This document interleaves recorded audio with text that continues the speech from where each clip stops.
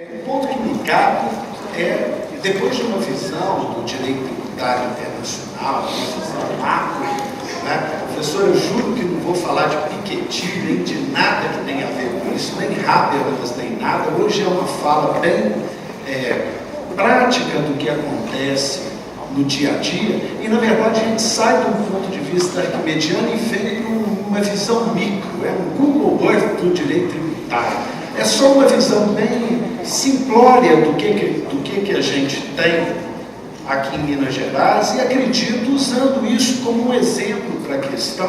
E um problema grave, um problema sério, que me atormenta e já me atormentava há algum tempo, na realidade, num momento de grave crise, igual a gente enfrenta hoje, né, os cenários são sempre tão difíceis, sempre tão dramáticos. Às vezes é necessário olhar para algumas questões muito simples, né, e verificar que conclusões que a gente pode tirar delas. E talvez isso tenha inspirado um estudo de algum tempo atrás. A gente voltou e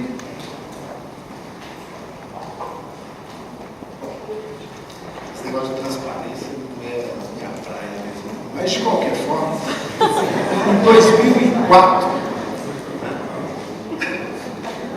o diagnóstico do problema não sei qual.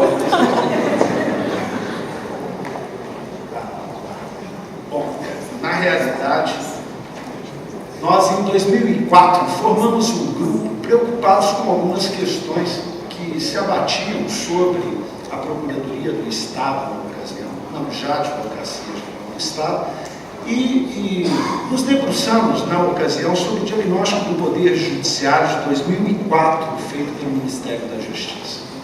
E aquilo nos trouxe uma série de provocações, uma série de dados que nos deixaram um tanto quanto preocupados.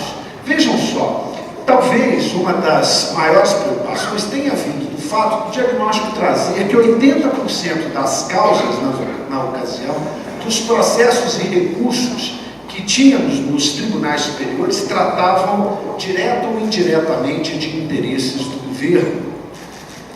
Ora, isso nos leva a pensar que se o judiciário tem problemas e se há um congestionamento no judiciário, e as consequências são tão graves de um congestionamento no judiciário, né, o Estado é em grande parte culpado por isso tudo. Né? E me parece que essa culpa é muito clara quando a gente lê um dado dessa natureza. Isso nos lembra a frase de Schumpeter, né, que dizia o seguinte, que a lentidão da justiça gera insegurança jurídica, deprime a rentabilidade esperada das inversões produtivas, prejudicando a produção e o emprego, por fim, é um severo entrave ao crescimento. Então, o Estado, em grande parte, se torna um severo entrave ao crescimento. Então, algo precisava ser avaliado, a gente precisava ver onde erramos, onde estamos e qual é o problema que temos, né? Uma outra questão que nos afligia na ocasião era que de 1990 a 2000, num estudo que era trazido, a população, Maria Teresa Sadek, né, que em 2004 trazia, a população brasileira tinha crescido 20% de 92 a 2002 e as demandas do judiciário tinham crescido 270%. Bom, ou temos uma habilidade inata por litígio, ou então há um problema grave na estrutura, um problema sistêmico, um problema, e me parece que o Estado, indiscutivelmente, é parte desse problema. Ou seja, talvez o Leviatã imaturo, não é? Ele cria uma série de problemas que vem causando um congestionamento no judiciário e, via de consequência, travando o próprio desenvolvimento. Um outro dado que nos chamava a atenção, e talvez fruto desse excesso de litigiosidade, era uma análise do Banco Central, no sentido que o judiciário brasileiro, dos 35 países analisados pelo Banco Mundial, era o que gastava mais com o judiciário, talvez pelo tamanho das demandas, quantidade de demanda, 3,66% do orçamento, contra 0,87%, por exemplo, do Chile. Bom, na realidade, isso nos levou a buscar, afinal de contas, onde estamos, quanto custa uma execução fiscal, né? Quanto demora uma execução fiscal? Como que é isso? Como está acontecendo isso?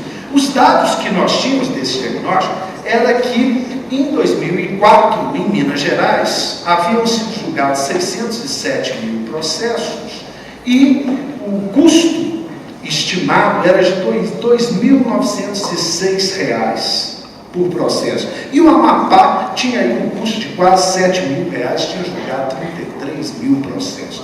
Bom, isso nos pareceu muito pouco.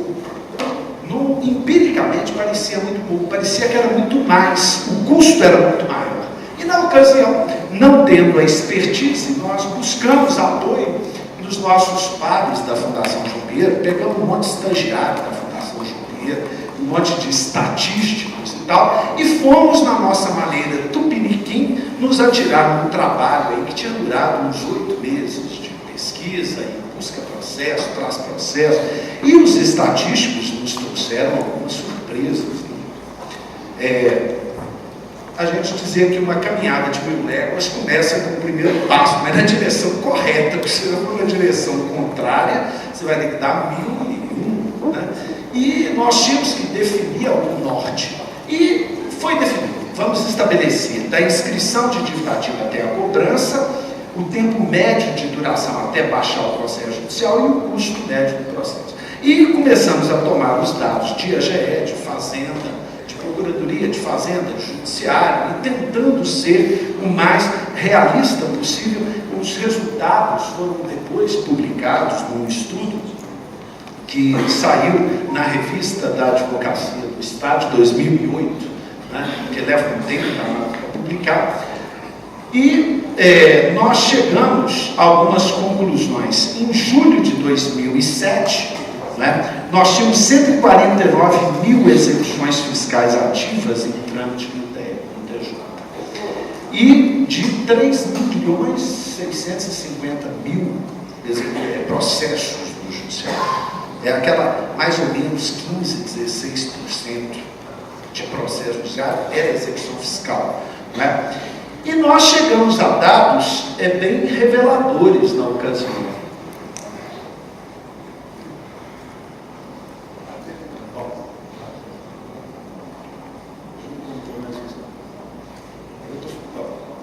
Enfim, o custo de um processo no judiciário na ocasião, em 2007, era R$ 853,31 por ano por processo.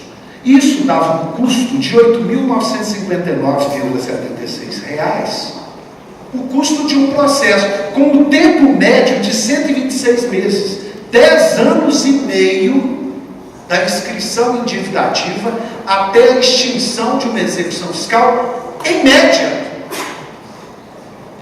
Não é? Bom, isso é um tanto quanto estarrecedor, pois afinal de contas, não é? Nós até R$ 5.000 tínhamos 43,87% dos processos, que tinham no total de valor 0,71% de valor, ou seja, menos de 1% significava quase metade dos processos, até R$ 5.000. Até 10 mil, quase 60% dos processos, 58%. Isso significava 1,5% em termos de valor, né? E acima de 10 mil, portanto, 42% dos processos com 98,55% de valor. Isso significa que o mecanismo judicial, usar o judiciário para cobrar dívidas usuais do Estado, né, significava que se pagava muito caro para receber. Ou seja, é extremamente caro o mecanismo do judiciário e absolutamente ineficaz, uma vez que nem 4% da dívida é resgatada.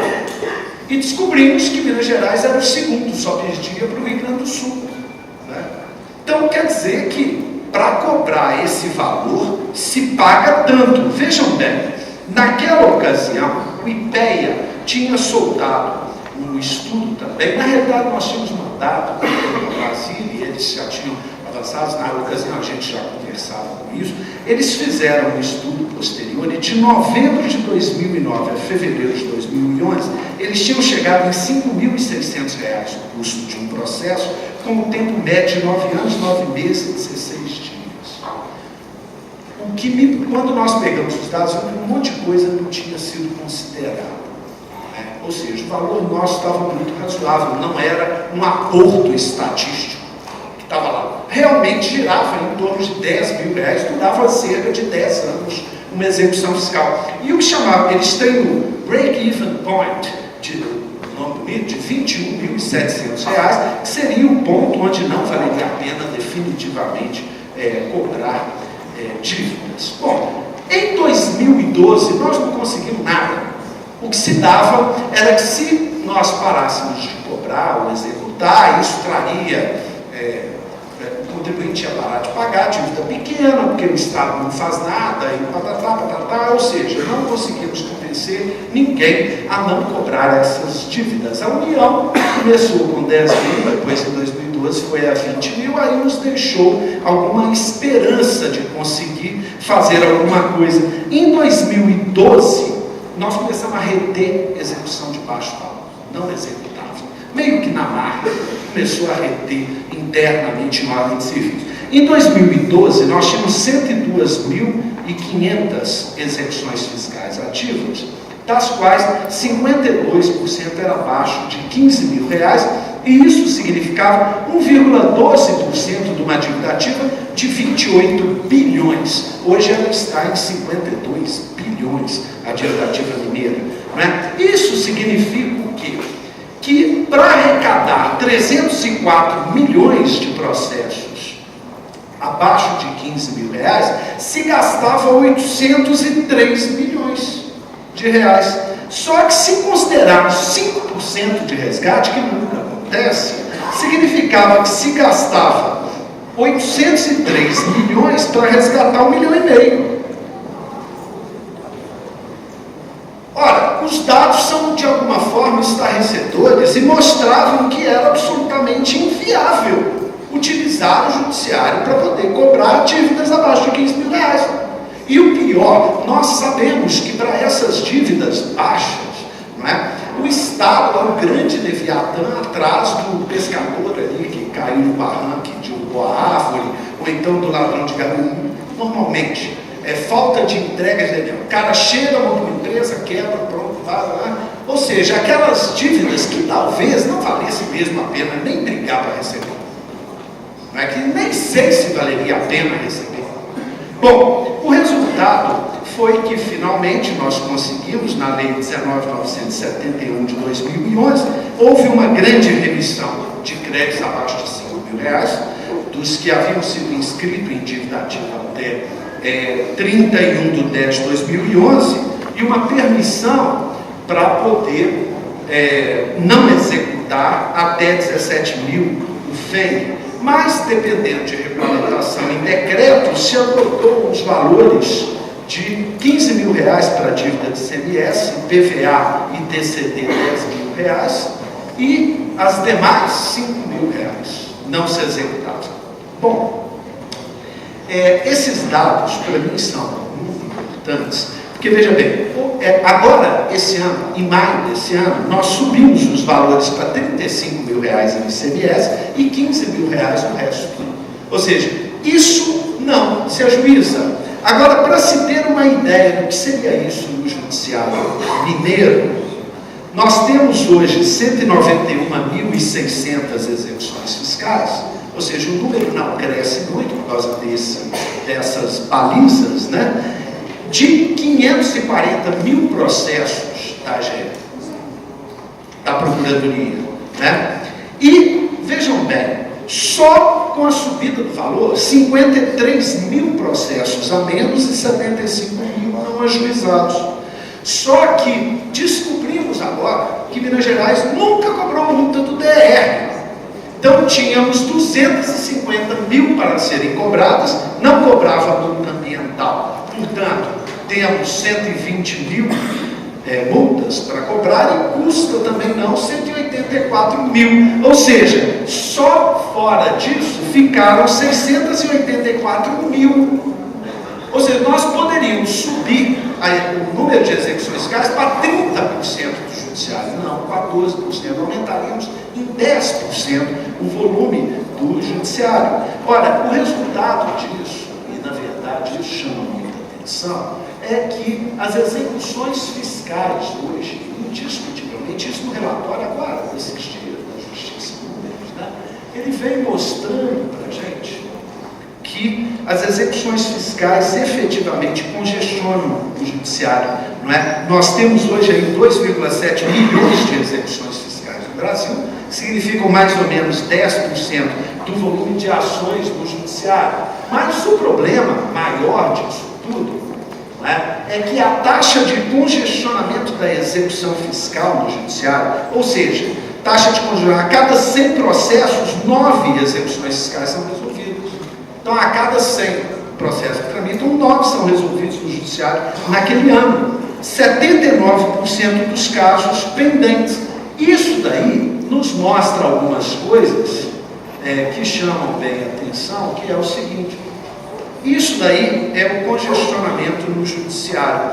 Em cima, o congestionamento das execuções fiscais, embaixo, a média, o mais baixo, sem as execuções fiscais, como ficaria o judiciário. Ou seja, hoje no judiciário mineiro nós temos 3,6 milhões de processos e 613 mil execuções fiscais, estaduais ou municipais. Ainda bem que do Estado temos bem menos, cada vez menos nesse número, não é?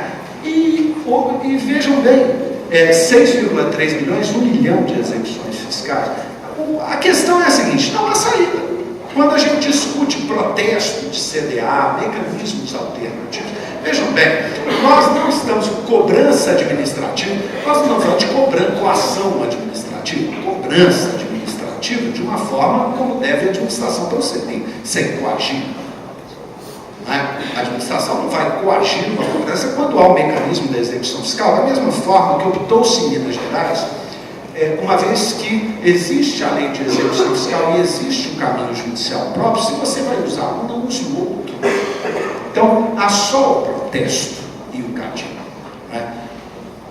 Vejam bem, não pago, talvez a melhor coisa é meter fogo nas certidões, porque cobrar e executar traria um severo prejuízo para o Estado. Então, é uma questão de dosimetria, de usar o mecanismo adequado para a dívida dele, não é? E não de sair executando, coagindo, fazendo, dizendo, não, apenas de dosar o mecanismo adequado e buscar alguma eficiência. Creio eu que o Judiciário deve agradecer muito, né? E se fizermos dessa medida, creio eu que agradamos de alguma forma e descongestionamos em alguma medida e pretendemos descongestionar mais, porque na nossa visão o break-even point mineiro já passa de 50 mil reais. Ou seja, não vale a pena executar dívida abaixo de 50 mil reais no judiciário mineiro.